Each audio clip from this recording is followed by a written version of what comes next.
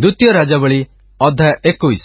ମନୋସୀ ରାଜ୍ୟ କରିବାକୁ ଆରମ୍ଭ କରିବା ସମୟରେ 12 ବର୍ଷ ବୟସ୍କ ଥିଲେ ଓ ସେ ଜେରୁସାଲେମରେ 55 ବର୍ଷ ରାଜ୍ୟ କଲେ। ଆଉ ତାଙ୍କର ମାତାଙ୍କ ନାମ ହିପ୍ସିବା ଥିଲା। ପୁଣି ସଦାପ୍ରଭୁ ଯେଉଁ ଅନ୍ୟ ଦେଶୀୟମାନଙ୍କୁ ଇସ୍ରାଏଲ ସନ୍ତାନଗଣ ସମ୍ମୁଖରୁ ଦୂର କରିଦେଇଥିଲେ, ସେମାନଙ୍କର ଘୃଣାଯୋଗ୍ୟ କ୍ରିୟାନୁସାରେ ସେ ସଦାପ୍ରଭୁଙ୍କ ଦୃଷ୍ଟିରେ କୁକର୍ମ କଲେ। କାରଣ ତାଙ୍କର ପିତା ହିଜକିୟ ଯେଉଁ ଉଚ୍ଚସ୍ଥଳୀମାନ ବିନାଶ କରିଥିଲେ, ସେ ପୁନର୍ବାର ତାହା ସବୁ ନିର୍ମାଣ କଲେ ଓ ଇସ୍ରାଏଲର ରାଜା ଆହାବ ଯେପରି କରିଥିଲେ, ସେପରି ସେ ବାଲ୍ ନିମନ୍ତେ ଯଜ୍ଞବେଦୀ ପ୍ରସ୍ତୁତ କଲେ ଓ ଆସେରା ମୂର୍ତ୍ତି ନିର୍ମାଣ କଲେ ଓ ଆକାଶସ୍ଥ ସକଳ ବାହିନୀକି ପୂଜା କରି ସେମାନଙ୍କର ସେବା କଲେ। ପୁଣି ଆମ୍ଭେ ଜେରୁସାଲେମରେ ଆପଣା ନାମ ସ୍ଥାପନ କରିବା ବୋଲି ସଦାପ୍ରଭୁ ଯେଉଁ ଗୃହ ବିଷୟରେ କହିଥିଲେ, ସଦାପ୍ରଭୁଙ୍କ ସେହି ଗୃହରେ ସେ ଯଜ୍ଞବେଦୀମାନ ନିର୍ମାଣ କଲେ। ଆହୁରି ସେ ସଦାପ୍ରଭୁଙ୍କ ଗୃହର 2 ପ୍ରାଙ୍ଗଣରେ ଆକାଶସ୍ଥ ସକଳ ବାହିନୀ ନିମନ୍ତେ ଯଜ୍ଞବେଦୀ ନିର୍ମାଣ କଲେ। ପୁଣି ସେ ଆପଣା ପୁତ୍ରକୁ ଅଗ୍ନି ମଧ୍ୟ ଦେଇ ଗମନ କରାଇଲେ ଓ ଶୁଭାଶୁଭ କହିବାର ବିଦ୍ୟା ଓ ଗଣକତା ବ୍ୟବହାର କଲେ। ଆଉ ଭୁତୁଡ଼ିଆ ଓ ଗୁଣିଆମାନଙ୍କ ସହିତ ସମ୍ପର୍କ ରଖିଲେ। ସେ ସଦାପ୍ରଭୁଙ୍କୁ ବିରକ୍ତ କରିବା ନିମନ୍ତେ ତାହାଙ୍କ ଦୃଷ୍ଟିରେ ବହୁତ କୁକର୍ମ କଲେ। ଆହୁରି ସେ ମନ୍ଦିରରେ ଆପଣା ନିର୍ମିତ ଆସେରାର ଖୋଦିତ ମୂର୍ତ୍ତି ସ୍ଥାପନ କଲେ। ସେହି ମନ୍ଦିର ବିଷୟରେ ସଦାପ୍ରଭୁ ଦାଉଦଙ୍କୁ ଓ ତାଙ୍କର ପୁତ୍ର ସଲୋମନଙ୍କୁ କହିଥିଲେ, ଏହି ଗୃହରେ ଓ ଇସ୍ରାଏଲର ସମୁଦାୟ ଗୋଷ୍ଠୀ ମଧ୍ୟରୁ ଆମ୍ଭର ମନୋନୀତ ଜେରୁସାଲେମରେ ଆମ୍ଭେ ଆପଣା ନାମ ଚିରକାଳ ସ୍ଥାପନ କରିବା। ପୁଣି ଆମ୍ଭେ ସେମାନଙ୍କୁ ଯେ ସମସ୍ତ ଆଜ୍ଞା ଦେଇଅଛୁ ଓ ଆମ୍ଭ ସେବକ ମୋଶା ସେମାନଙ୍କୁ ଯେ ସମସ୍ତ ବ୍ୟବସ୍ଥା ଆଜ୍ଞା କରିଅଛି, କେବଳ ତଦନୁସାରେ ଆଚରଣ କରିବାକୁ ଯେବେ ସେମାନେ ମନୋଯୋଗୀ ହେବେ, ତେବେ ଆମ୍ଭେ ସେମାନଙ୍କ ପୂର୍ବପୁରୁଷମାନଙ୍କୁ ଯେଉଁ ଦେଶ ଦେଇଅଛୁ, ତହିଁରୁ ଇସ୍ରାଏଲର ପାଦକୁ ଆଉ ଭ୍ରମଣ କରାଇବା ନାହିଁ। ମାତ୍ର ସେମାନେ ଶୁଣିଲେ ନାହିଁ। ପୁଣି ସଦାପ୍ରଭୁ ଇସ୍ରାଏଲ ସନ୍ତାନଗଣ ସମ୍ମୁଖରେ ଯେଉଁ ଦେଶୀୟମାନଙ୍କୁ ବିନାଶ କରିଥିଲେ, ସେମାନଙ୍କ ଅପେକ୍ଷା ଅଧିକ କୁକର୍ମ କରିବାକୁ ମନୋସୀ ସେମାନଙ୍କୁ ଭୁଲାଇଲେ। ଏଥିରେ ସଦାପ୍ରଭୁ ଆପଣା ସେବକ ଭବିଷ୍ୟତବକ୍ତାଗଣ ଦ୍ୱାରା ଏହି କଥା କହିଲେ, ଜିହୁଦାର ରାଜା ମନୋସୀ ଏହି ସକଳ ଘୃଣାଯୋଗ୍ୟ କର୍ମ କରିଅଛି ଓ ତାହାର ପୂର୍ବେ ଯେଉଁ ଇମୋରିୟମାନେ ଥିଲେ, ସେମାନଙ୍କ ଅପେକ୍ଷା ଅଧିକ ଦୁଷ୍କର୍ମ କରିଅଛି ଓ ଜିହୁଦାକୁ ମଧ୍ୟ ଆପଣା ପ୍ରତିମାଗଣ ଦ୍ୱାରା ପାପ କରାଇଅଛି। ଏହେତୁ ସଦାପ୍ରଭୁ ଇସ୍ରାଏଲର ପରମେଶ୍ୱର ଏହି କଥା କହନ୍ତି, ଦେଖ, ଆମ୍ଭେ ଜେରୁସାଲେମ ଓ ଜିହୁଦା ଉପରେ ଏପରି ଅମଙ୍ଗଳ ଆଣିବା ଯେ କେହି ତାହା ଶୁଣିଲେ ତାହାର 2 କର୍ଣ୍ଣ ଝାଁ ଝାଁ ହେବ। ପୁଣି ଆମ୍ଭେ ଜେରୁସାଲେମ ଉପରେ ସମରିଆର ରଜୁ ଓ ଆହାବ ବଂଶର ଓଳମ ଟାଣିବା ଓ ମନୁଷ୍ୟ ଯେପରି ଥାଳି ପୋଛେ ଆଉ ପୋଛୁ ପୋଛୁ ତାହା ଓଲଟ ପାଲଟ କରେ, ସେପରି ଆମ୍ଭେ ଜେରୁସାଲେମକୁ ପୋଛି ପକାଇବା। ଆଉ ଆମ୍ଭେ ଆପଣା ଅଧିକାରର ଅବଶିଷ୍ଟାଂଶକୁ ଦୂର କରିବା ଓ ସେମାନଙ୍କୁ ସେମାନଙ୍କ ଶତ୍ରୁଗଣ ହସ୍ତରେ ସମର୍ପଣ କରିବା। ତହିଁରେ ସେମାନେ ଆପଣା ଶତ୍ରୁ ସମସ୍ତଙ୍କର ମୃଗୟା ଓ ଲୁଟ ସ୍ୱରୂପ ହେବେ। କାରଣ ସେମାନେ ଆମ୍ଭ ଦୃଷ୍ଟିରେ କୁକର୍ମ କରିଅଛନ୍ତି ଓ ସେମାନେ ଆପଣା ପିତୃଗଣ ମିଶ୍ରରୁ ବାହାରି ଆସିବାର ଦିନଠାରୁ ଆଜି ପର୍ଯ୍ୟନ୍ତ ଆମ୍ଭକୁ ବିରକ୍ତ କରିଅଛନ୍ତି। ଆହୁରି ମନୋସୀ ସଦାପ୍ରଭୁଙ୍କ ଦୃଷ୍ଟିରେ କୁକର୍ମ କରି ଆପଣାର ସେହି ପାପ ଦ୍ୱାରା ଜିହୁଦାକୁ ପାପ କରାଇବା ଛଡ଼ା ସେ ବହୁତ ନିର୍ଦ୍ଦୋଷ ରକ୍ତପାତ କରି ଜେରୁସାଲେମକୁ ଏକ ସୀମାରୁ ଅନ୍ୟ ସୀମା ପର୍ଯ୍ୟନ୍ତ ରକ୍ତରେ ପରିପୂର୍ଣ୍ଣ କଲେ। ଏହି ମନୋସୀଙ୍କର ଅବଶିଷ୍ଟ ବୃତ୍ତାନ୍ତ ଓ ତାଙ୍କର ସମସ୍ତ କ୍ରିୟା ଓ ତାଙ୍କର ପାପ କଣ ଜିହୁଦା ରାଜାମାନଙ୍କ ଇତିହାସ ପୁସ୍ତକରେ ଲେଖା ନାହିଁ? ଅନନ୍ତର ମନୋସୀ ଆପଣା ପିତୃଲୋକଙ୍କ ସହିତ ଶୟନ କରି ଆପଣା ଗୃହର ଉଦ୍ୟାନରେ ଅର୍ଥାତ୍ ଉସ୍ର ଉଦ୍ୟାନରେ କବର ପ୍ରାପ୍ତ ହେଲେ। ତହୁ ତାଙ୍କର ପୁତ୍ର ଆମୋନ ତାଙ୍କର ପଦରେ ରାଜ୍ୟ କଲେ। ଆମୋନ ଜିସାୟ ଅଧ୍ୟାୟ 40। ମୋ ଲୋକମାନଙ୍କୁ ସାନ୍ତ୍ୱନା କର, ସାନ୍ତ୍ୱନା କର, ତୁମ୍ଭମାନଙ୍କ ପରମେଶ୍ୱର ଏହା କହନ୍ତି, ତୁମ୍ଭେମାନେ ଜେରୁସାଲେମକୁ ଚିତ୍ତପ୍ରବୋଧକ କଥା କୁହ। ଆଉ ତାହାର ସଂଗ୍ରାମ ସମାପ୍ତ ହେଲା, ତାହାର ଅପରାଧ କ୍ଷମା ହେଲା। ସେ ସଦାପ୍ରଭୁଙ୍କ ହସ୍ତରୁ ଆପଣାର ସମସ୍ତ ପାପ ହେତୁ 2 ଗୁଣ ପାଇଅଛି ବୋଲି ତାହା ନିକଟରେ ପ୍ରଚାର କର। 1 ଜଣର ରବ ପ୍ରଚାର କରଇ। ତୁମ୍ଭେମାନେ ପ୍ରାନ୍ତରରେ ସଦାପ୍ରଭୁଙ୍କ ପଥ ପ୍ରସ୍ତୁତ କର। ମରୁଭୂମି ମଧ୍ୟରେ ଆମ୍ଭମାନଙ୍କ ପରମେଶ୍ୱରଙ୍କ ନିମନ୍ତେ ରାଜପଥ ସଳଖ କର। ପ୍ରତ୍ୟେକ ଉପତ୍ୟକା ଉଚ୍ଚ କରାଯିବ, ପ୍ରତ୍ୟେକ ପର୍ବତ ଓ ଉପପର୍ବତ ନୀଚ କରାଯିବ ଓ ବକ୍ର ସଳଖ କରାଯିବ, ଆଉ ରଗଡ଼ା ସ୍ଥାନ ସବୁ ସମାନ କରାଯିବ। ପୁଣି ସଦାପ୍ରଭୁଙ୍କ ମହିମା ପ୍ରକାଶିତ ହେବ ଓ ଯାବତୀୟ ମର୍ତ୍ତ୍ୟ ଏକତ୍ର ତାହା ଦେଖିବେ, କାରଣ ସଦାପ୍ରଭୁଙ୍କ ମୁଖ ଏହା କହିଅଛି। ଏକ ଜଣର ରବ କହଇ ପ୍ରଚାର କର। ତହିଁରେ ଜଣେ କହିଲା, କଣ ପ୍ରଚାର କରିବା? ମର୍ତ୍ତ୍ୟ ମାତ୍ର ତୃଣ ସ୍ୱରୂପ ଓ ତାହାର ସମସ୍ତ ଶୋଭା କ୍ଷେତ୍ରସ୍ଥ ପୁଷ୍ପର ତୁଲ୍ୟ। ତୃଣ ଶୁଷ୍କ ହୋଇଯାଏ, ପୁଷ୍ପ ମ୍ଳାନ ହୁଏ, କାରଣ ତହିଁ ଉପରେ ସଦାପ୍ରଭୁଙ୍କର ଶ୍ୱାସ ବାୟୁ ବହେ। ନିଶ୍ଚୟ ଲୋକମାନେ ତୃଣ ସ୍ୱରୂପ। ତୃଣ ଶୁଷ୍କ ହୋଇଯାଏ, ପୁଷ୍ପ ମଳିନ ହୁଏ, ମାତ୍ର ଆମ୍ଭମାନଙ୍କ ପରମେଶ୍ୱରଙ୍କ ବାକ୍ୟ ଅନନ୍ତ କାଳ ସ୍ଥାୟୀ। ହେ ସିଓନ ନିକଟରେ ସୁସମାଚାର ପ୍ରଚାରକାରିଣୀ, ତୁମ୍ଭେ ଉଚ୍ଚ ପର୍ବତକୁ ଯାଅ।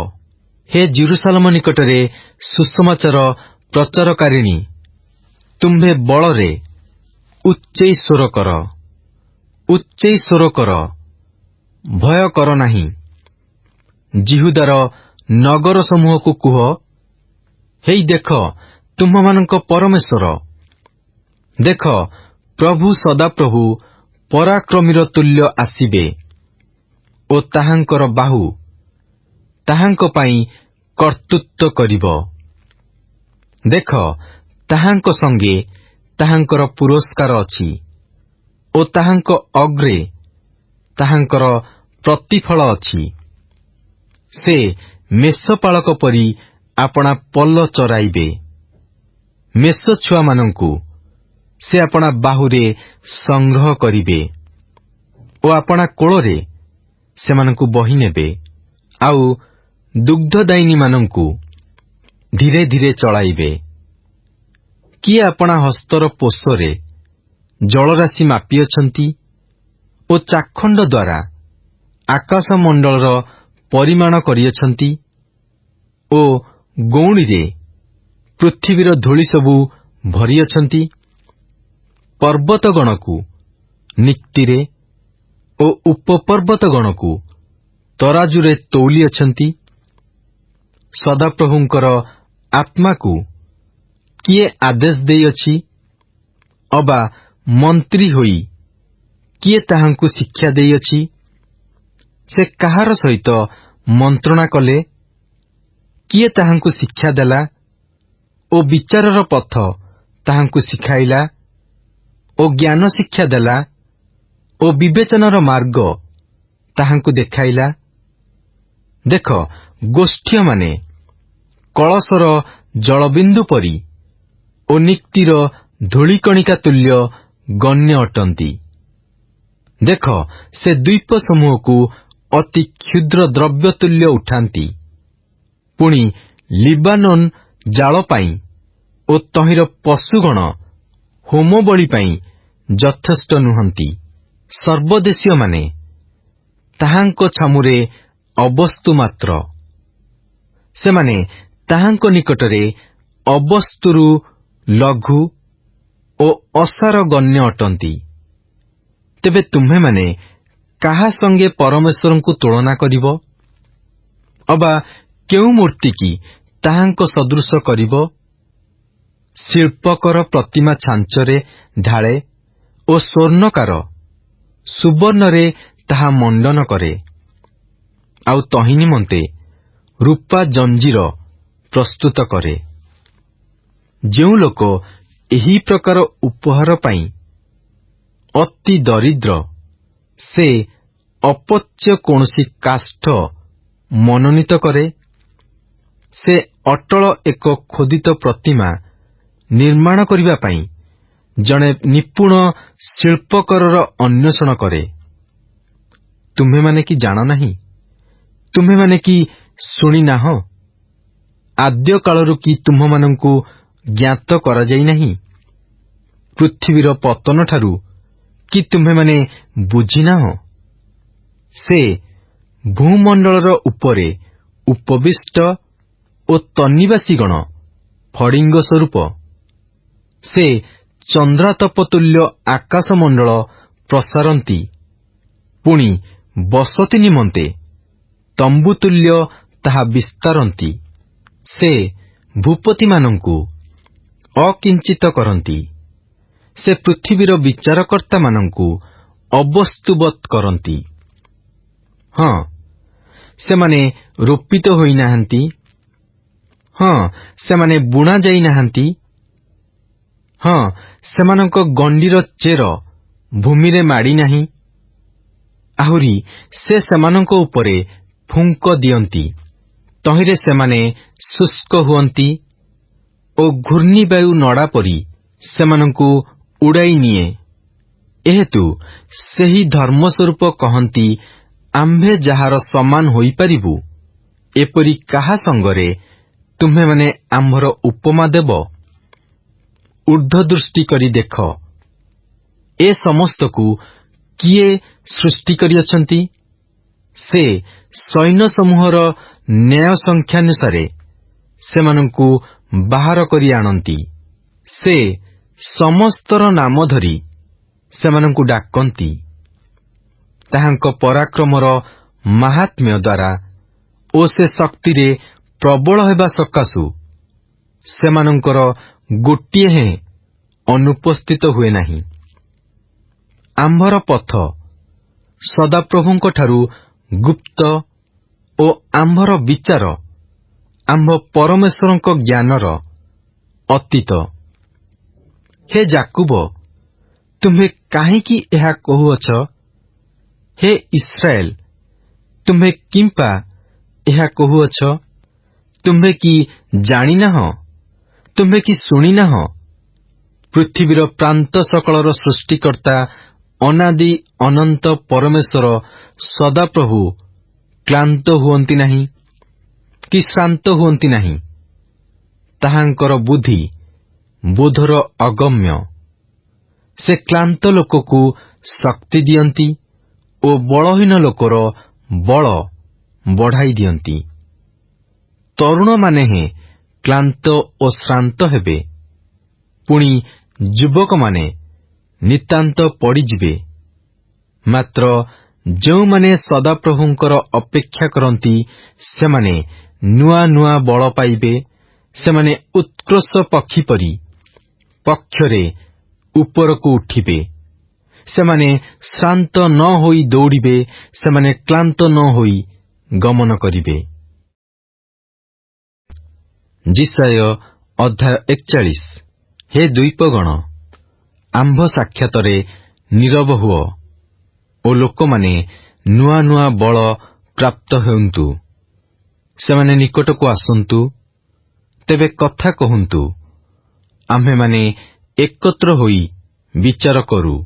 ସେ ଧର୍ମରେ ଯାହାକୁ ଆପଣା ଚରଣ ନିକଟକୁ ଡାକନ୍ତି, ଏପରି ଏକ ଜଣକୁ ପୂର୍ବ ଦିଗରୁ କିଏ ଉତ୍ପନ୍ନ କରିଅଛନ୍ତି? ସେ ନାନା ଦେଶସ୍ଥ ଲୋକଙ୍କୁ ତାହା ସମ୍ମୁଖରେ ସମର୍ପି ଦିଅନ୍ତି ଓ ରାଜଗଣଙ୍କ ଉପରେ ତାହାକୁ କର୍ତ୍ତୃତ୍ୱ କରାନ୍ତି। ସେ ତାହାର ଖଡ୍ଗ ସମ୍ମୁଖରେ ସେମାନଙ୍କୁ ଧୂଳିତୁଲ୍ୟ ଓ ତାହାର ଧନୁକର ଅଗ୍ରରେ ଚାଳିତ କୁଟା ପରି ସମର୍ପି ଦିଅନ୍ତି। ସେ ସେମାନଙ୍କର ପଛେ ଗୋଡ଼ାଏ। ଯେଉଁ ପଥରେ ସେ ପଦାର୍ପଣ କରିନାହିଁ, ସେହି ପଥରେ ହେଁ ସେ ନିରାପଦରେ ଅଗ୍ରସର ହୁଏ।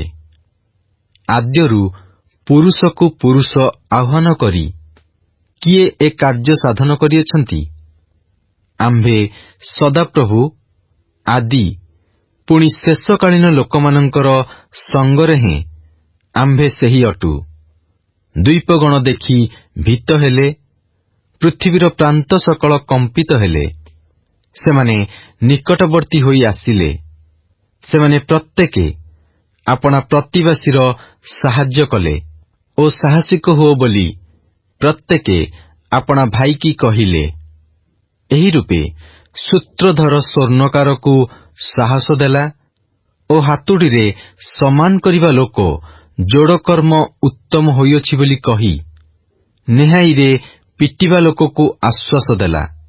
ପୁଣି ପ୍ରତିମାଟି ଯେପରି ଟଳଟଳ ନ ହୁଏ, ଏଥିପାଇଁ ସେ କଣ୍ଟାରେ ତାହା ଦୃଢ଼ କଲା। ମାତ୍ର ହେ ଆମ୍ଭର ଦାସ ଇସ୍ରାଏଲ, ଆମ୍ଭର ମନୋନୀତ ଯାକୁବ, ଆମ୍ଭର ବନ୍ଧୁ ଅବ୍ରାହମର ବଂଶ, ଆମ୍ଭେ ତୁମ୍ଭକୁ ଧରି ପୃଥିବୀର ପ୍ରାନ୍ତକୁ ଆଣିଅଛୁ ଓ ପୃଥିବୀର ସୀମାରୁ ତୁମ୍ଭକୁ ଆହ୍ୱାନ କରି କହିଅଛୁ, ତୁମ୍ଭେ ଆମ୍ଭର ଦାସ। ଆମ୍ଭେ ତୁମ୍ଭକୁ ମନୋନୀତ କରିଅଛୁ ଓ ଦୂର କରିନାହୁଁ। ତୁମ୍ଭେ ଭୟ କର ନାହିଁ, କାରଣ ଆମ୍ଭେ ତୁମ୍ଭ ସଙ୍ଗରେ ଅଛୁ। ନିରାଶ ହୁଅ ନାହିଁ, କାରଣ ଆମ୍ଭେ ତୁମ୍ଭର ପରମେଶ୍ୱର। ଆମ୍ଭେ ତୁମ୍ଭକୁ ସବଳ କରିବା, ହଁ ଆମ୍ଭେ ତୁମ୍ଭର ସାହାଯ୍ୟ କରିବା। ହଁ, ଆମ୍ଭେ ଆପଣା ଧର୍ମ ସ୍ୱରୂପ ଦକ୍ଷିଣ ହସ୍ତରେ ତୁମ୍ଭକୁ ଧରି ରଖିବା। ଦେଖ, ଯେଉଁମାନେ ତୁମ୍ଭ ପ୍ରତି କୁପିତ ଅଛନ୍ତି, ସେ ସମସ୍ତେ ଲଜ୍ଜିତ ଓ ଘାବରା ହେବେ। ଯେଉଁମାନେ ତୁମ୍ଭ ସଙ୍ଗେ ବିରୋଧ କରନ୍ତି, ସେମାନେ ଅବସ୍ତୁତୁଲ୍ୟ ହୋଇ ବିନଷ୍ଟ ହେବେ। ଯେଉଁମାନେ ତୁମ୍ଭ ସଙ୍ଗେ ବିରୋଧ କରନ୍ତି, ତୁମ୍ଭେ ସେମାନଙ୍କୁ ଅନ୍ୱେଷଣ କରିବ, ମାତ୍ର ସେମାନଙ୍କର ଉଦ୍ଦେଶ୍ୟ ପାଇବ ନାହିଁ। ଯେଉଁମାନେ ତୁମ୍ଭ ସଙ୍ଗେ ଯୁଦ୍ଧ କରନ୍ତି, ସେମାନେ ଅବସ୍ତୁତୁଲ୍ୟ ଓ ଅକିଞ୍ଚନ ହେବେ।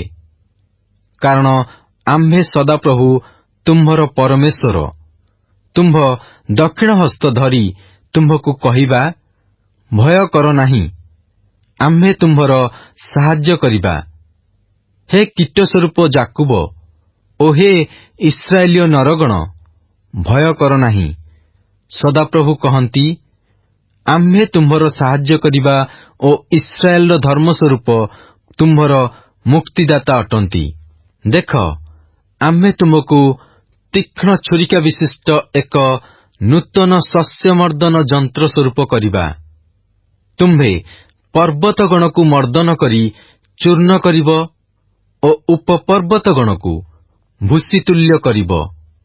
ତୁମ୍ଭେ ସେମାନଙ୍କୁ କୁଲାରେ ଉଡ଼ାଇଲେ ବାୟୁ ସେମାନଙ୍କୁ ଉଡ଼ାଇ ନେଇଯିବ ଓ ଘୂର୍ଣ୍ଣିବାୟୁ ସେମାନଙ୍କୁ ଛିନ୍ନ ଭିନ୍ନ କରି ପକାଇବ।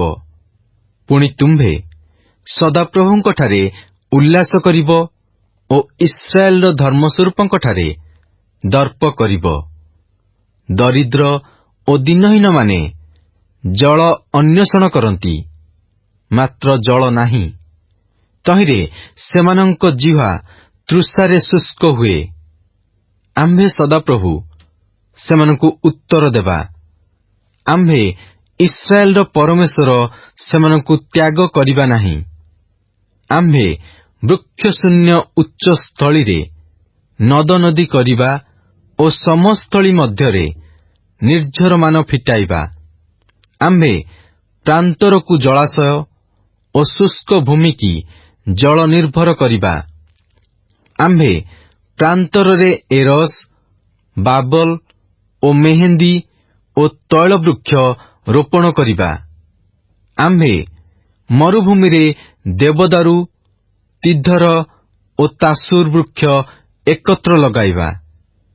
ତହିଁରେ ସଦାପ୍ରଭୁଙ୍କ ହସ୍ତ ଏହି କାର୍ଯ୍ୟ କରିଅଛି ଓ ଇସ୍ରାଏଲର ଧର୍ମସ୍ୱରୂପ ଏହା ସୃଷ୍ଟି କରିଅଛନ୍ତି ବୋଲି ଲୋକମାନେ ଏକତ୍ର ଦେଖିବେ ଓ ବିବେଚନା କରି ବୁଝିବେ।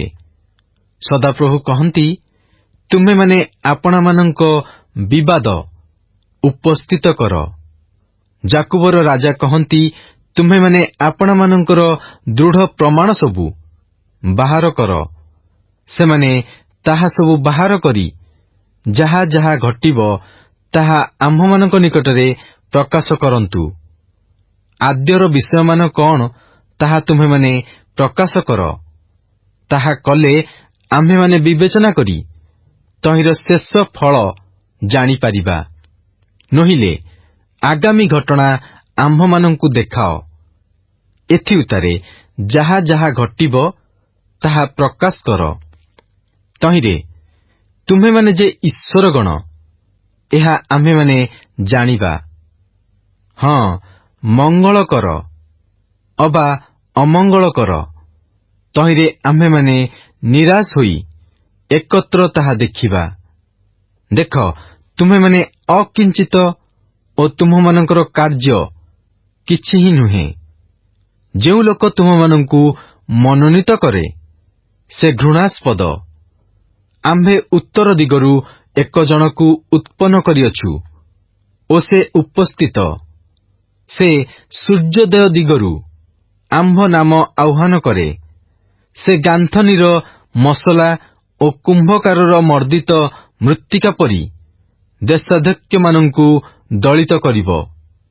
ଆମ୍ଭେମାନେ ଯେପରି ଜାଣିପାରିବା, ଏଥିପାଇଁ ଆଦ୍ୟରୁ କିଏ ଏହା ପ୍ରକାଶ କରିଅଛି? ପୁଣି ସେ ଧାର୍ମିକ ବୋଲି ଯେପରି ଆମ୍ଭେମାନେ କହିପାରିବା, ଏଥିପାଇଁ ପୂର୍ବରୁ କିଏ ଏହା ପ୍ରକାଶ କରିଅଛି? ହଁ, ପ୍ରକାଶକାରୀ କେହି ନାହିଁ।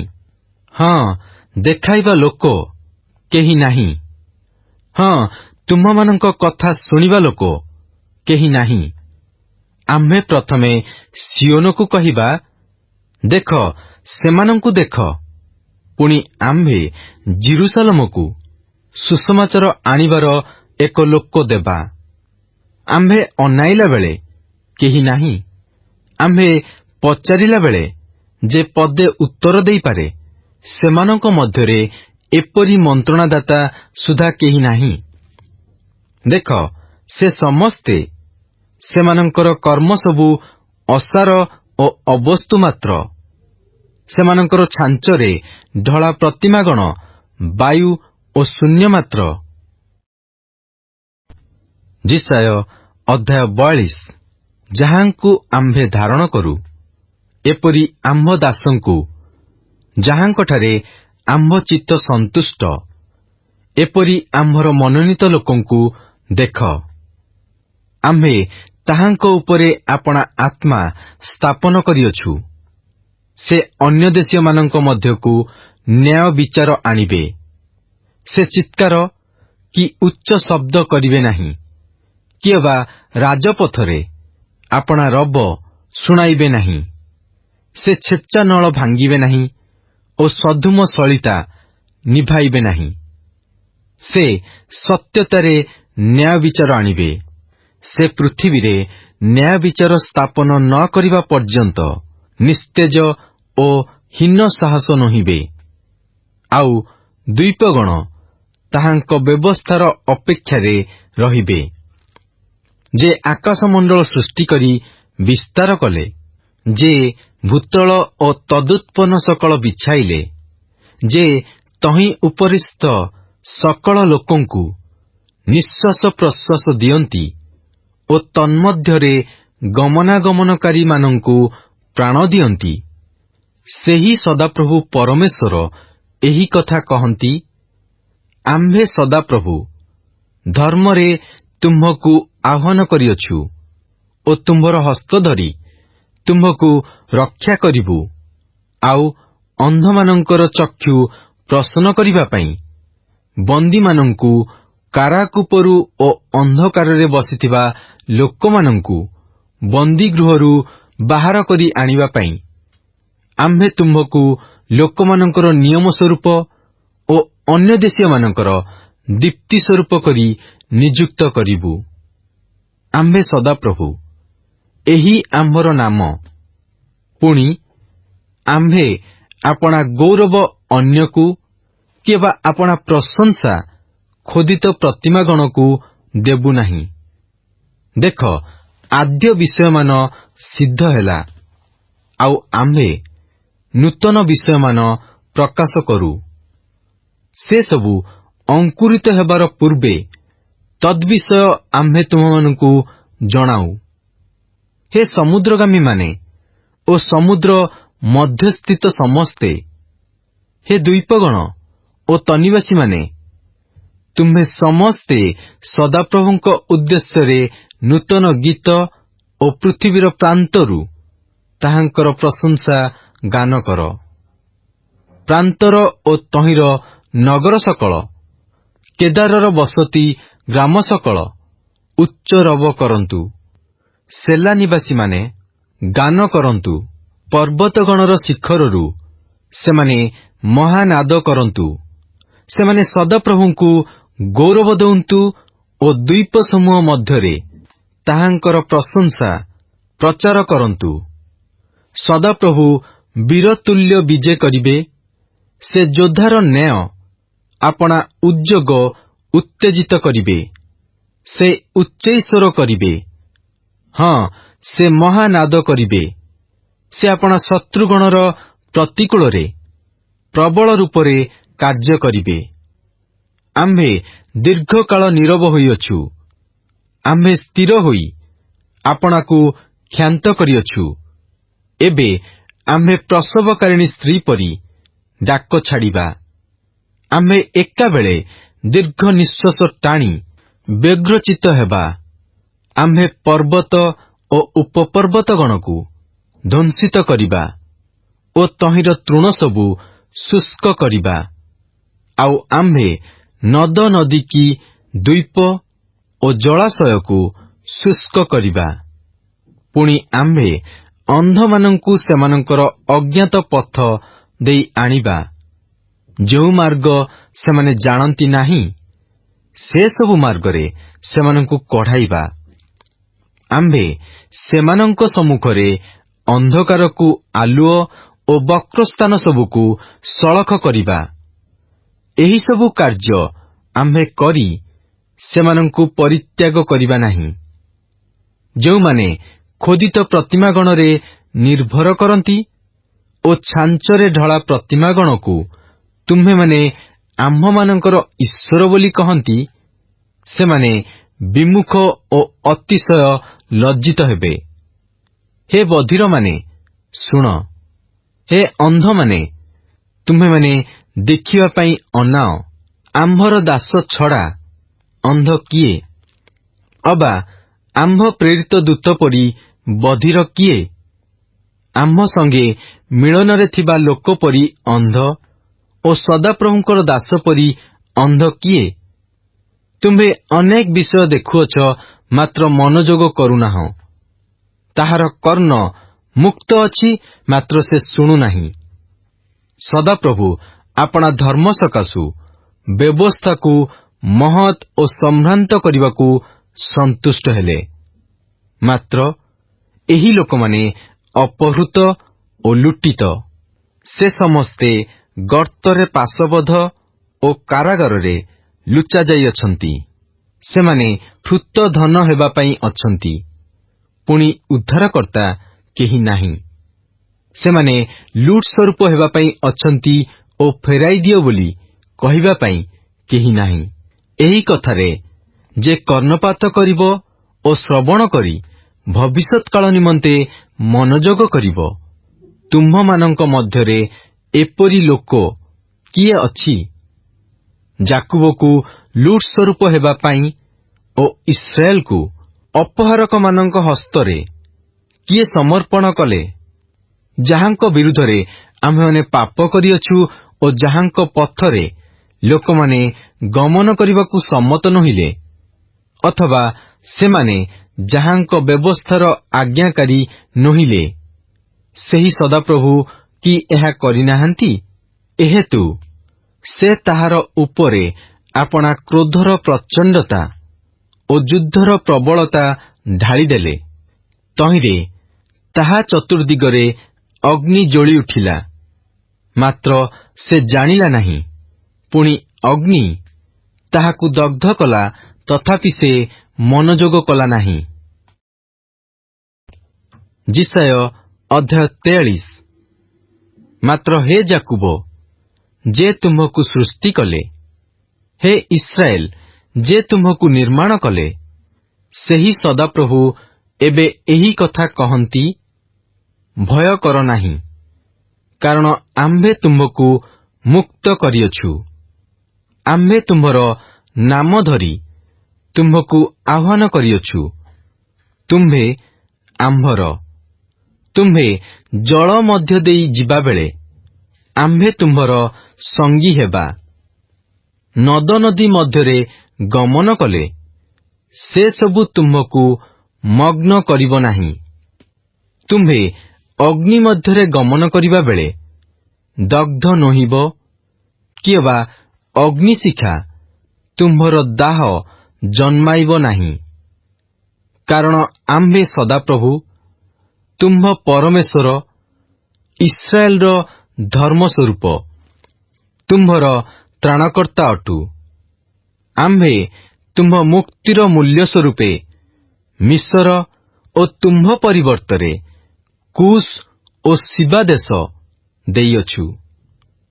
ତୁମ୍ଭେ ଆମ୍ଭ ଦୃଷ୍ଟିରେ ବହୁମୂଲ୍ୟ ଓ ସମ୍ଭ୍ରାନ୍ତ ହୋଇଅଛ ଓ ଆମ୍ଭେ ତୁମ୍ଭକୁ ପ୍ରେମ କରିଅଛୁ।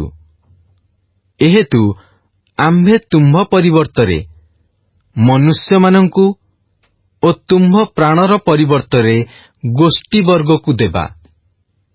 ଭୟ କର ନାହିଁ, କାରଣ ଆମ୍ଭେ ତୁମ୍ଭ ସଙ୍ଗରେ ଅଛୁ।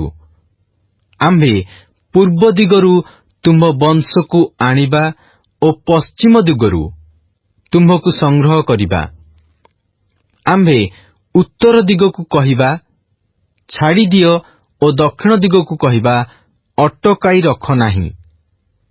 ଆମ୍ଭ ପୁତ୍ରଗଣକୁ ଦୂରରୁ ଓ ଆମ୍ଭ କନ୍ୟାଗଣକୁ ପୃଥିବୀର ପ୍ରାନ୍ତରୁ ଆଣିଦିଅ। ଆମ୍ଭ ନାମରେ ଖ୍ୟାତ ଓ ଯାହାକୁ ଆମ୍ଭେ ଆପଣା ଗୌରବାର୍ଥେ ସୃଷ୍ଟି କରିଅଛୁ, ଏପରି ପ୍ରତ୍ୟେକ ଲୋକକୁ ଆଣ। ଆମ୍ଭେ ତାହାକୁ ଗଢ଼ିଅଛୁ, ହଁ ଆମ୍ଭେ ତାହାକୁ ନିର୍ମାଣ କରିଅଛୁ। ଚକ୍ଷୁ ଥାଇ ଅନ୍ଧ ଓ କର୍ଣ୍ଣ ଥାଇ ବଧିର ଏହି ଲୋକଙ୍କୁ ବାହାର କରି ଆଣ। ସର୍ବଦେଶୀୟମାନେ ସଂଗୃହୀତ ହେଉନ୍ତୁ ଓ ଗୋଷ୍ଠୀ ସମୂହ ଏକତ୍ରୀକୃତ ହେଉନ୍ତୁ। ସେମାନଙ୍କ ମଧ୍ୟରେ କିଏ ଏହା ପ୍ରକାଶ କରିପାରେ ଓ ଆଦ୍ୟ ବିଷୟମାନ ଆମ୍ଭମାନଙ୍କୁ ଦେଖାଇପାରେ? ସେମାନେ ନିର୍ଦ୍ଦୋଷୀକୃତ ହେବା ନିମନ୍ତେ ଆପଣା ଆପଣା ସାକ୍ଷୀଗଣକୁ ଆଣନ୍ତୁ, ଅଥବା ସେମାନେ ଶୁଣି ଏହା ସତ୍ୟ ବୋଲି କହନ୍ତୁ। ସଦାପ୍ରଭୁ କହନ୍ତି, ତୁମ୍ଭେମାନେ ଯେପରି ଜାଣି ଆମ୍ଭଠାରେ ବିଶ୍ୱାସ କରିବ ଓ ଆମ୍ଭେ ସେହି ଅଟୁ ବୋଲି ବୁଝିବ, ଏଥିପାଇଁ ତୁମ୍ଭେମାନେ ଆମ୍ଭର ସାକ୍ଷୀ ଓ ଆମ୍ଭର ମନୋନୀତ ଦାସ ଅଟ। ଆମ୍ଭ ପୂର୍ବରେ କୌଣସି ଈଶ୍ୱର ନିର୍ମିତ ନୋହିଲା, କିଏ ବା ଆମ୍ଭ ଉତ୍ତାରେ ନୋହିବ। ଆମ୍ଭେ ହିଁ ସଦାପ୍ରଭୁ ଅଟୁ ଓ ଆମ୍ଭ ଛଡ଼ା ଆଉ ତ୍ରାଣକର୍ତ୍ତା ନାହିଁ। ଆମ୍ଭେ ପ୍ରକାଶ କରିଅଛୁ ଓ ଆମ୍ଭେ ତ୍ରାଣ କରିଅଛୁ ଓ ଆମ୍ଭେ ଦେଖାଇଅଛୁ। ଆଉ ତୁମ୍ଭମାନଙ୍କ ମଧ୍ୟରେ କୌଣସି ବିଦେଶୀୟ ଦେବତା ନଥିଲା। ଏହେତୁ ସଦାପ୍ରଭୁ କହନ୍ତି, ତୁମ୍ଭେମାନେ ଆମ୍ଭର ସାକ୍ଷୀ ଅଟ ଓ ଆମ୍ଭେ ପରମେଶ୍ୱର ଅଟୁ। ହଁ, ଦିବସର ପୂର୍ବରୁ ଆମ୍ଭେ ସେହି ଅଟୁ ଓ ଆମ୍ଭ ହସ୍ତରୁ ଉଦ୍ଧାରକାରୀ କେହି ନାହିଁ। ଆମ୍ଭେ କାର୍ଯ୍ୟ କରିବା, ଆଉ କିଏ ତାହା ଅନ୍ୟଥା କରିବ? ତୁମ୍ଭମାନଙ୍କର ମୁକ୍ତିଦାତା ଇସ୍ରାଏଲର ଧର୍ମସ୍ୱରୂପ ସଦାପ୍ରଭୁ ଏହି କଥା କହନ୍ତି। ଆମ୍ଭେ ତୁମ୍ଭମାନଙ୍କ ସକାଶେ ବାବିଲକୁ ଲୋକ ପଠାଇଅଛୁ ଓ ଆମ୍ଭେ ସେ ସମସ୍ତଙ୍କୁ ପଳାତକ ଗଣ ତୁଲ୍ୟ ଆଣିବା। କଲ୍ଦୀୟମାନଙ୍କୁ ହିଁ ସେମାନଙ୍କର ଆନନ୍ଦ ଗାନର ନୌକାରେ ଆଣିବା।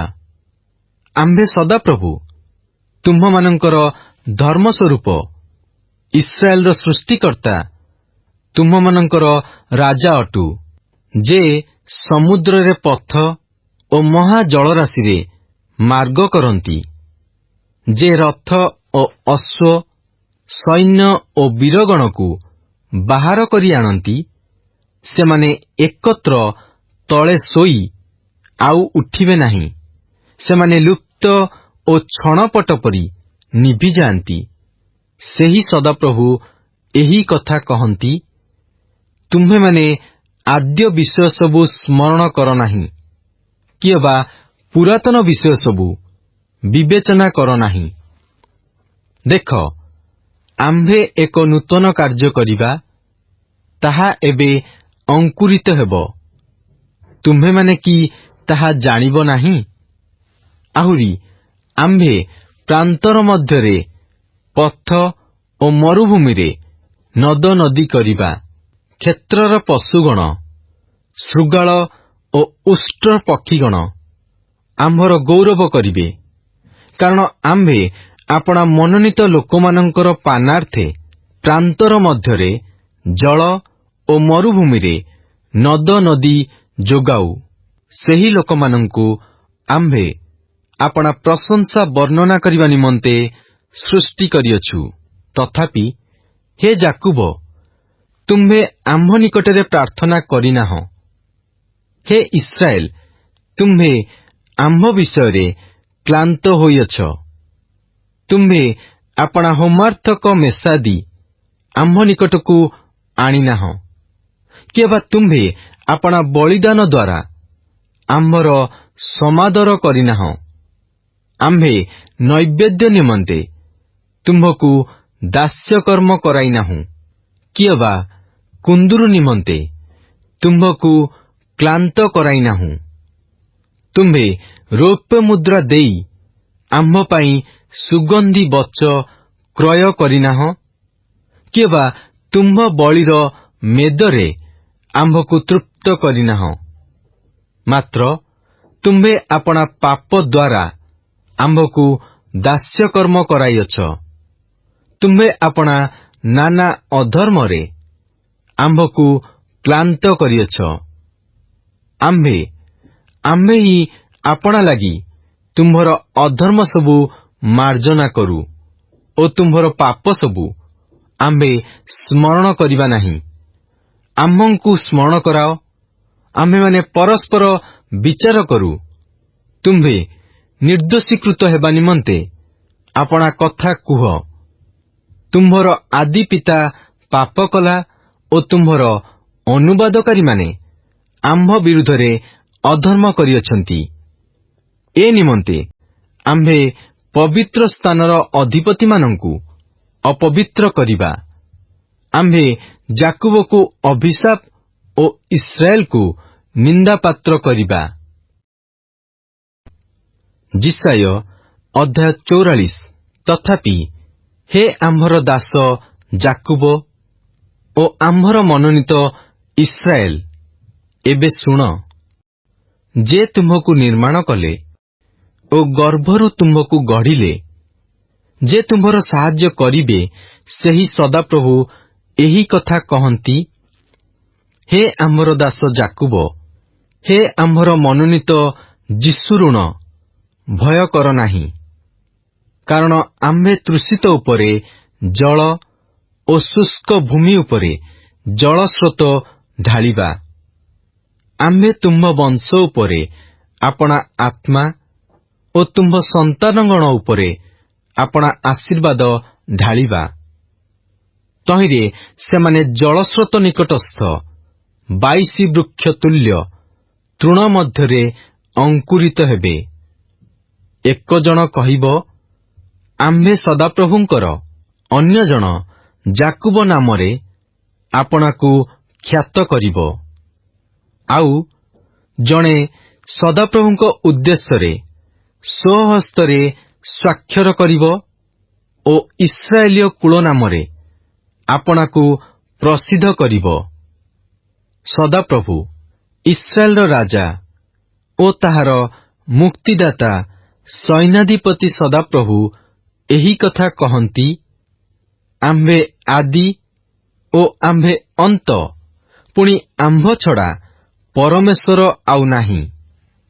ଆମ୍ଭେ ସେହି ପୁରାତନ ଲୋକଙ୍କୁ ସ୍ଥାପନ କରିବା ସମୟଠାରୁ ଆମ୍ଭ ତୁଲ୍ୟ କିଏ ଆହ୍ୱାନ କରିବ ଓ ତାହା ପ୍ରକାଶ କରିବ ଓ ଯଥାକ୍ରମେ ଆମ୍ଭ ପାଇଁ ତାହା ସଜାଇବ।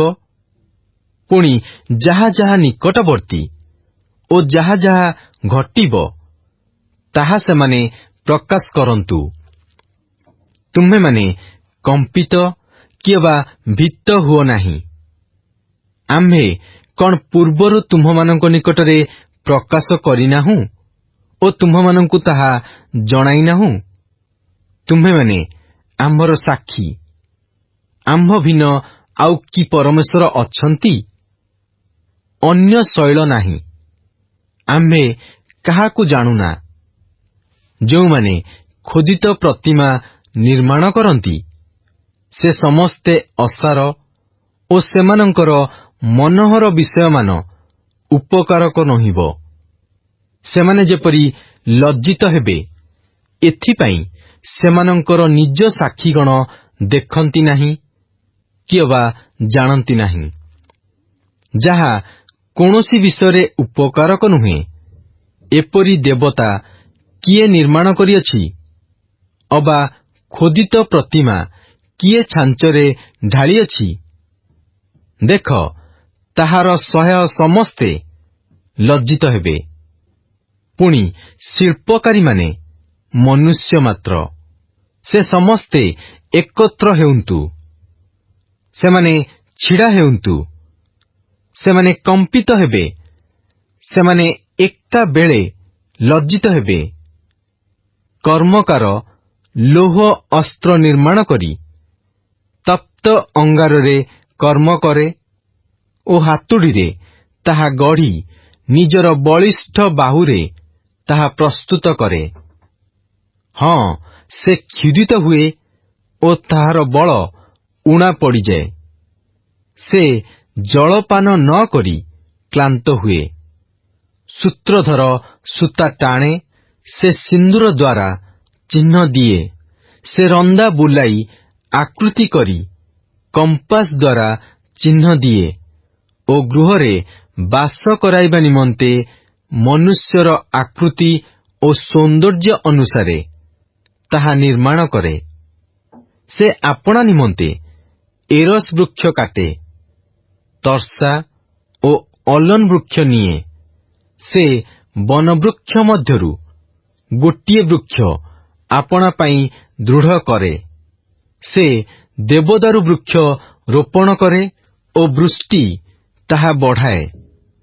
ଏ ଉତ୍ତାରେ ତାହା ମନୁଷ୍ୟର ଜାଳେଣୀ କାଷ୍ଠ ହୁଏ। ସେ ତହିଁରୁ କିଛି ନେଇ ଅଗ୍ନିତାପ ନିଏ, ଆଉ ତାହା ଜାଳି ରୁଟି ପାକ କରେ। ଆହୁରି ଗୋଟିଏ ଦେବତା କରି ତାହା ପୂଜା କରେ। ସେ ଗୋଟିଏ ଖୋଦିତ ପ୍ରତିମା କରି ତାହା ଆଗରେ ଦଣ୍ଡବତ୍ କରେ। ସେ ତହିଁରୁ ଏକ ଅଂଶ ଅଗ୍ନିରେ ପୋଡ଼େ, ଅନ୍ୟ ଅଂଶରେ ସେ ମାଂସ ପାକ କରି ଭୋଜନ କରେ ଓ ଶୂଲ୍ୟ ମାଂସ ପ୍ରସ୍ତୁତ କରି ତୃପ୍ତ ହୁଏ। ଆହୁରି ସେ ଅଗ୍ନିତାପ ନେଇ କହେ, ଆଃ, ଆମ୍ଭେ ଉଷ୍ମ ହେଲୁ, ଆମ୍ଭେ ଅଗ୍ନି ଦେଖିଲୁ। ପୁଣି ସେ ତହିଁର ଅବଶିଷ୍ଟାଂଶ ଦ୍ୱାରା ଏକ ଦେବତା ଆପଣାର ଖୋଦିତ ପ୍ରତିମା ନିର୍ମାଣ କରେ। ସେ ତାହା ଆଗରେ ଦଣ୍ଡବତ୍ କରି ପୂଜା କରେ ଓ ତାହା ନିକଟରେ ପ୍ରାର୍ଥନା କରି କହେ, ଆମ୍ଭକୁ ଉଦ୍ଧାର କର, ତୁମ୍ଭେ ଆମ୍ଭର ଦେବତା। ସେମାନେ ଜାଣନ୍ତି ନାହିଁ କି ଅବା ବିବେଚନା କରନ୍ତି ନାହିଁ, କାରଣ ସେମାନେ ଯେପରି ଦେଖି ନ ପାରିବେ, ଏଥିପାଇଁ ସେମାନଙ୍କର ଚକ୍ଷୁ ଓ ସେମାନେ ଯେପରି ବୁଝି ନ ପାରିବେ, ଏଥିପାଇଁ ସେମାନଙ୍କର ଚିତ୍ତ ସେ ମୁଦ୍ରିତ କରିଅଛନ୍ତି। କେହି ମନେ କରେ ନାହିଁ କି ଅବା ଏହା କହିବା ପାଇଁ କାହାରି ଜ୍ଞାନ କି ବୁଦ୍ଧି ନାହିଁ ଯେ ଯହିଁର ଏକ ଅଂଶ ନେଇ ଆମ୍ଭେ ଅଗ୍ନିରେ ଦଗ୍ଧ କରିଅଛୁ ଓ ଯହିଁର ଜ୍ୱଳନ୍ତ ଅଙ୍ଗାର ନେଇ ରୋଟି ପାକ କରିଅଛୁ ଓ ମାଂସ ପାକ କରି ଭୋଜନ କରିଅଛୁ, ତହିଁର ଅବଶିଷ୍ଟାଂଶ ନେଇ କି ଘୃଣାଯୋଗ୍ୟ ବସ୍ତୁ ନିର୍ମାଣ କରିବା? ଆମ୍ଭେ କି ଖଣ୍ଡେ କାଷ୍ଠ ଆଗରେ ଦଣ୍ଡବତ୍ କରିବା? ସେ ଭସ୍ମ ଭୋଜନ କରେ। ସେ ଯେପରି ଆପଣା ପ୍ରାଣ ଉଦ୍ଧାର କରି ନ ପାରେ କି ଅବା ଆମ୍ଭ ଦକ୍ଷିଣ ହସ୍ତରେ କି ମିଥ୍ୟା ନାହିଁ ଏହା କହି ନ ପାରେ, ଏଥିପାଇଁ ଭ୍ରାନ୍ତଚିତ୍ତ ତାହାକୁ ବିପଥଗାମୀ କରିଅଛି। ହେ ଯାକୁବ, ହେ ଇସ୍ରାଏଲ, ତୁମ୍ଭେ ଏହିସବୁ କଥା ସ୍ମରଣ କର, କାରଣ ତୁମ୍ଭେ ଆମ୍ଭର ଦାସ, ଆମ୍ଭେ ତୁମ୍ଭକୁ ଗଢ଼ିଅଛୁ। ତୁମ୍ଭେ ଆମ୍ଭର ଦାସ। ହେ ଇସ୍ରାଏଲ, ତୁମ୍ଭେ ଆମ୍ଭ ଦ୍ୱାରା ବିସ୍ମୃତ ନୁହିବ। ଆମ୍ଭେ ତୁମ୍ଭର ଅଧର୍ମ ସବୁ, ନିବିଡ଼ କୁହୁଡ଼ିର ନ୍ୟାୟ ଓ ତୁମ୍ଭର ପାପ ସବୁ ମେଘ ପରି ମାର୍ଜନା କରିଅଛୁ। ଆମ୍ଭ ନିକଟକୁ ଫେରିଆସ, କାରଣ ଆମ୍ଭେ ତୁମ୍ଭକୁ ମୁକ୍ତ କରିଅଛୁ। ହେ ଆକାଶମଣ୍ଡଳ, ଗାନ କର, କାରଣ ସଦାପ୍ରଭୁ ଏହା ସାଧନ କରିଅଛନ୍ତି। ହେ ପୃଥିବୀର ଅଧସ୍ଥାନ ସକଳ, ଆନନ୍ଦ ଧ୍ୱନି କର। ହେ ପର୍ବତଗଣ, ହେ ଅରଣ୍ୟ ଓ ତନ୍ମଧ୍ୟସ୍ଥ ପ୍ରତ୍ୟେକ ବୃକ୍ଷ, ତୁମ୍ଭେମାନେ ଉଚ୍ଚ ସ୍ୱରରେ ଗାନ କର, କାରଣ ସଦାପ୍ରଭୁ ଯାକୋବକୁ ମୁକ୍ତ କରିଅଛନ୍ତି ଓ ଇସ୍ରାଏଲ ମଧ୍ୟରେ ଆପଣାକୁ ଗୌରବାନ୍ୱିତ କରିବେ। ତୁମ୍ଭର ମୁକ୍ତିଦାତା ସଦାପ୍ରଭୁ, ଗର୍ଭରୁ ଯେ ତୁମ୍ଭକୁ ଗଢ଼ିଲେ ସେ ଏହା କହନ୍ତି। ଆମ୍ଭେ ସଦାପ୍ରଭୁ, ଆମ୍ଭେ ସବୁ କାର୍ଯ୍ୟ ସାଧନ କରୁ। ଆମ୍ଭେ ଏକାକୀ ଆକାଶମଣ୍ଡଳ ବିସ୍ତାର କଲୁ। ଆମ୍ଭେ ପୃଥିବୀ କି ପ୍ରସାର କରୁ। ଆମ୍ଭର ସଙ୍ଗୀ କିଏ? ଆମ୍ଭେ ମିଥ୍ୟାବାଦୀମାନଙ୍କର ଦତ୍ତ ଲକ୍ଷଣ ସବୁ ବିଫଳ କରୁ ଓ ମନ୍ତ୍ରଜ୍ଞମାନଙ୍କୁ ଉନ୍ମତ୍ତ କରୁ। ଆମ୍ଭେ ଜ୍ଞାନୀମାନଙ୍କୁ ପଛକୁ ହଟାଇ ଦେଉ ଓ ସେମାନଙ୍କର ଜ୍ଞାନ ମୂର୍ଖତା କରୁ। ଆମ୍ଭେ ଆପଣା ଦାସର ବାକ୍ୟ ଦୃଢ଼ କରୁ ଓ ଆପଣା ଦୂତଗଣର ମନ୍ତ୍ରଣା ସିଦ୍ଧ କରୁ। ଆମ୍ଭେ ଜିରୁସାଲମ ବିଷୟରେ କହୁ, ତାହା ବସତି ବିଶିଷ୍ଟ ହେବ ଓ ଜିହୁଦାର ନଗରମାନଙ୍କ ବିଷୟରେ କହୁ, ସେସବୁ ପୁନର୍ନିର୍ମିତ ହେବ। ପୁଣି ଆମ୍ଭେ ତହିଁର ଉଜାଡ଼ ସ୍ଥାନ ସବୁ ପୁନର୍ବାର ପତନ କରିବା। ଆମ୍ଭେ ଅଗାଧ ଜଳକୁ କହୁ, ଶୁଷ୍କ ହୁଅ। ପୁଣି ଆମ୍ଭେ ତୁମ୍ଭର ନଦନଦୀ ସବୁ ଶୁଷ୍କ କରିବା। ଆମ୍ଭେ କୋରସ ବିଷୟରେ କହୁ, ସେ ଆମ୍ଭ ପଲର ପାଳକ ଓ ଆମ୍ଭର ଇଷ୍ଟ ସାଧନ କରିବ। ସେ ଜିରୁସାଲମ ବିଷୟରେ କହିବ, ତାହା ପୁନର୍ନିର୍ମିତ ହେବ ଓ ମନ୍ଦିରକୁ କହିବ, ତୁମ୍ଭର ଭିତ୍ତିମୂଳ ସ୍ଥାପିତ ହେବ। Good morning and praise the Lord. ଆଜି ବାଇବଲ ପଠନ ଦିନ ସଂଖ୍ୟା 107 ଶୁକ୍ରବାର। ଆଜି ଆମ୍ଭେମାନେ ଦ୍ୱିତୀୟ ରାଜାବଳୀ ତାର 21 ପର୍ବ 1 ପଦ ଠାରୁ 18 ପଦ, ପୁଣି ଯିଶାୟ ଭବିଷ୍ୟତ ବକ୍ତାଙ୍କ ପୁସ୍ତକ 40 ପର୍ବ ଠାରୁ 44 ପର୍ବ ପର୍ଯ୍ୟନ୍ତ ପାଠ କରିଅଛୁ। ଆସନ୍ତୁ ପଠିତ ଶାସ୍ତ୍ରାଂଶର ସାରାଂଶକୁ ଚିନ୍ତା କରିବା।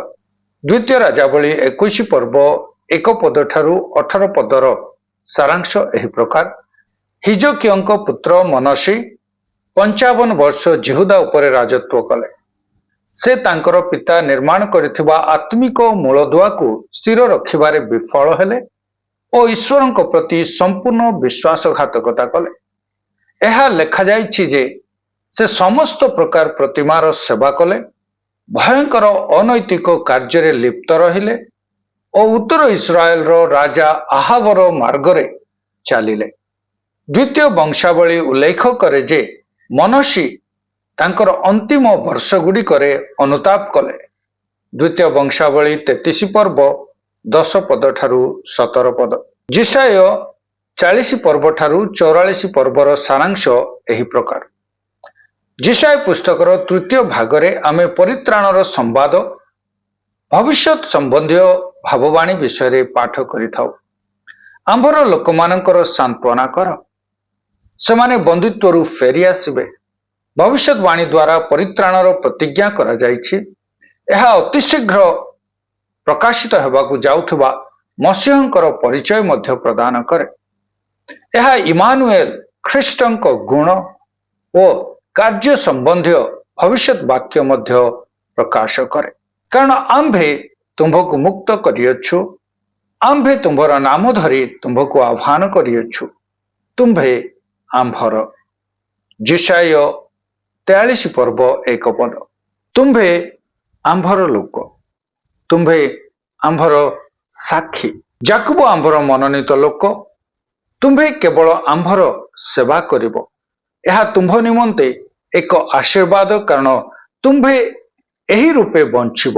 ପ୍ରତିମା ଗୁଡ଼ିକ କିଛି ନୁହନ୍ତି ଓ ସେମାନଙ୍କର କୌଣସି ଶକ୍ତି ନାହିଁ, ଏହା କି ତୁମ୍ଭେମାନେ ଜାଣ ନାହିଁ?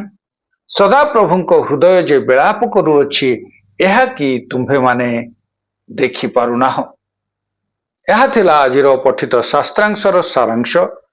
ଖ୍ରୀଷ୍ଟଙ୍କ ଠାରେ ଏକତ୍ର ଆହା, ଏହା କି ଆଶୀର୍ବାଦର ବିଷୟ ଅଟେ। ପ୍ରଭୁ ଆଜିର ପଠନରେ ଆମ ପ୍ରତ୍ୟେକଙ୍କୁ ଆଶୀର୍ବାଦ କରନ୍ତୁ।